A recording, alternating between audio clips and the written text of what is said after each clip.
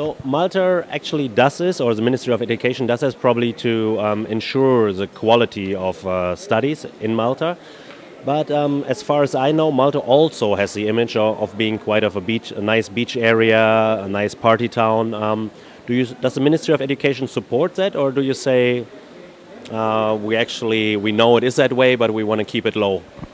No, ultimately, when a client decides to study English in Malta, they're doing so not only because we are world renowned for the quality of our academic services. As I mentioned, we were the first country to actually regulate the industry. So someone who's choosing to study English in Malta, they're doing so because they know that they're getting something that they might not get in other English-speaking countries, which do not regulate their industry.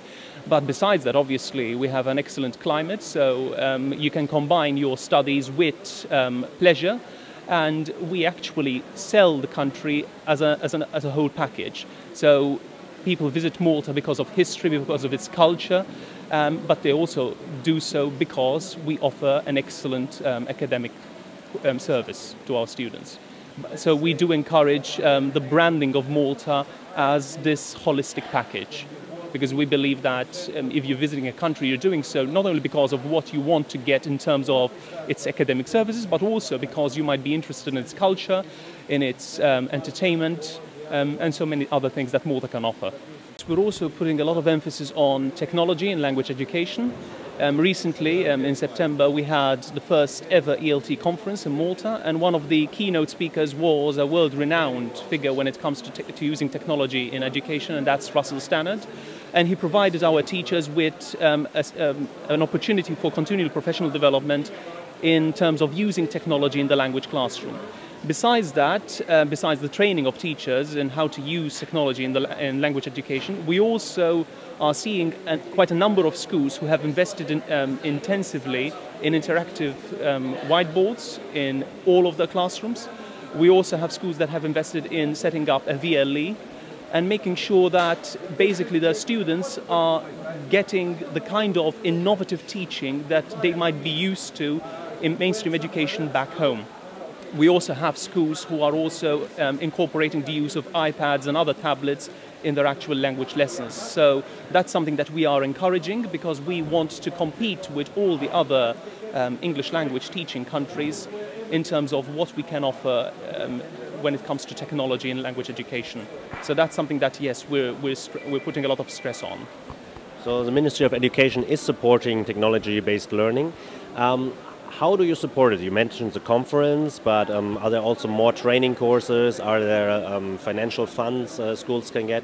In what ways is the Ministry of Education supporting the language school there? As such, there aren't any financial sort of packages involved when it comes to supporting schools to invest in technology. But what we do is, by means of the visits that I mentioned earlier, the academic visits and the non-academic visits, is that we actually tell schools about examples of best practice that we've seen whilst visiting all of these schools. So if we go to a particular school and we see that they are using iPads in the classroom and that these iPads are having an impact, a very positive impact on the students' experience, we actually inform all the other schools about that, and then what we're seeing is that other schools actually follow the example of that particular school. So sharing best practice is one of the things that we do as a board. We encourage best practice, and whenever we see something that's working in a school, we make sure that we communicate it to all the other schools so that basically they can learn from each other. So what's working at the moment, and where do you think there's still some gaps which could be filled, or what could be done in the future, or what could be done more in the future? What I see as particularly working is the use of interactive whiteboards. Quite a number of schools have invested in this expensive technology. They have also invested in training their staff in using interactive whiteboards.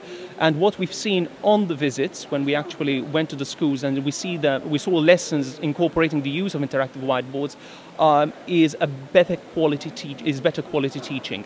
And that's the kind of thing that we want to encourage more. So I mentioned that we are responsible for 41 schools. Obviously, not all of them have interactive whiteboards in all the classrooms as yet, but that's something that I'd like to see in the near future. I'd like to see all schools having interactive whiteboards in their classrooms and making sure that the teachers and the students are using them as effectively as possible. Thank you, Daniel, for these great insights on quality control and technology in Malta, and hope to see you in the future. Thanks a lot for the interview. Thank you.